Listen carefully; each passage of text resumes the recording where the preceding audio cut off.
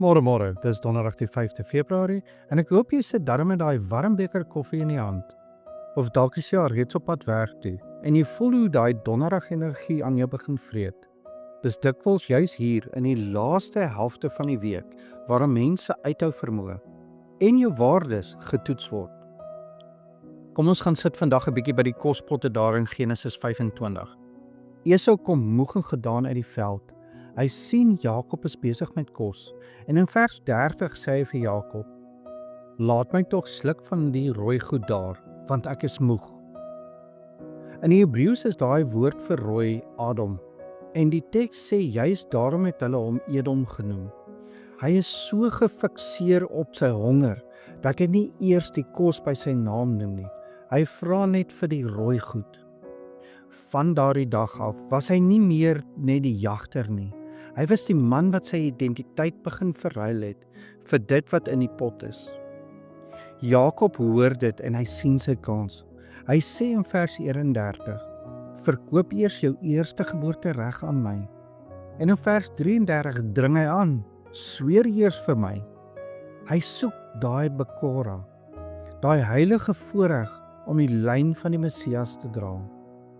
Maar luister na Esau se reaksie in vers 32. "Kyk, ek gaan sterwe, en wat baat die eerste geboortereg my dan?" Vriende, moenie die gewig van daardie woorde miskyk nie. Hy vertel vir homself 'n leuen, omdat hy nou verligting wil hê. Hy was moeg, ja, maar hy was nie besig om dood te gaan nie. Hy het sy erfenis bloot verag, soos vers 34 dit sê.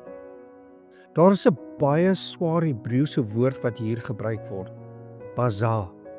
Dit beteken om iets wat eintlik heilig en kosbaar is, te hanteer asof dit waardelose rommel is. Dis om vir God te sê, hierdie belofte van U beteken vir my niks in vergelyking met hierdie bak sop nie. Dis fascinerend hoe hierdie oomblik deur die res van die Bybel ekho. Ons blaai gou na die heel laaste boek van die Ou Testament, Maleagi 1 vers 2 en 3. En daar staan geskrywe: "Nogtans het ek Jakob liefgehad, maar Esau het ek gehaat." Dit wys vir ons dat God 'n hart sien wat sy heilige genade as besaar, as niks werk, hanteer het. En in die Nuwe Testament in Hebreërs 12 vers 16 word hy 'n waarskuwing vir ons almal. Die skrif noem hom daar onheilig, want hy kon nie die verskil sien tussen dit wat aan God behoort en dit wat in 'n pot kooksel is nie. Sy maag was sy koning. Uiteindelik lei die Gees ons na die heel einde van die storie, in Openbaring 21 vers 27. Daar sien ons die finale grens van die ewigheid, waar die skrif sê, "En daarin sal hoegenaamd nie inkom iets wat onrein is en gruwel en leuns doen nie, maar slegs die wat geskrywe is in die boek van die lewe van die Lam." Dit laat 'n mens dink, God ken die pad wat voorlê, maar hy gee vir ons ruimte om self te kies. En hy hou ons verantwoordelik vir daardie keuses. Jy kies dalk nie jou moegheid vandag nie, maar jy kies wel of jy God se beloftes as kosbaar koester of as waardeloos hanteer. Nou as jy wil sien hoe dit lyk as iemand reg kies, dan moet ons kyk na Jesus in Matteus 4.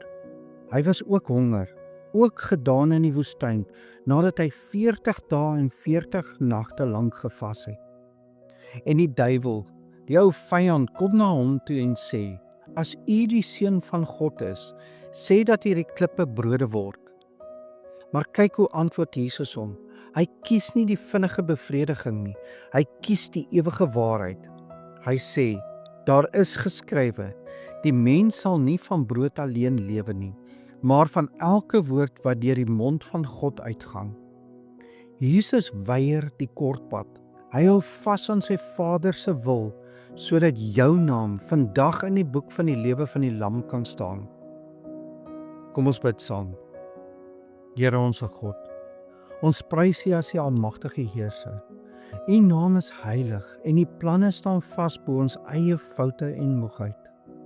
Laat U koninkryk vandag in ons harte heers en laat U wil met ons lewens geskied, net soos dit in die hemel vas staan. Help ons om U plan bo ons eie ongeduld te soek. Gee ons vandag wat ons nodig het om fisies en geestelik staande te bly. Voorsien ons in ons behoeftes, sodat ons nie buite U hand sal gryp na vinnige oplossings nie.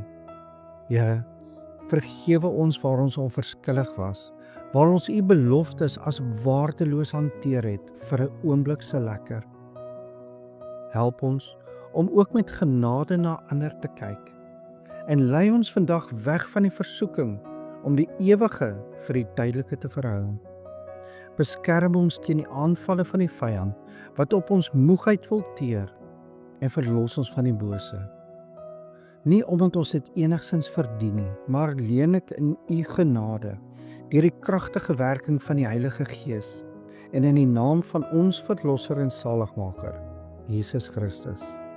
Amen.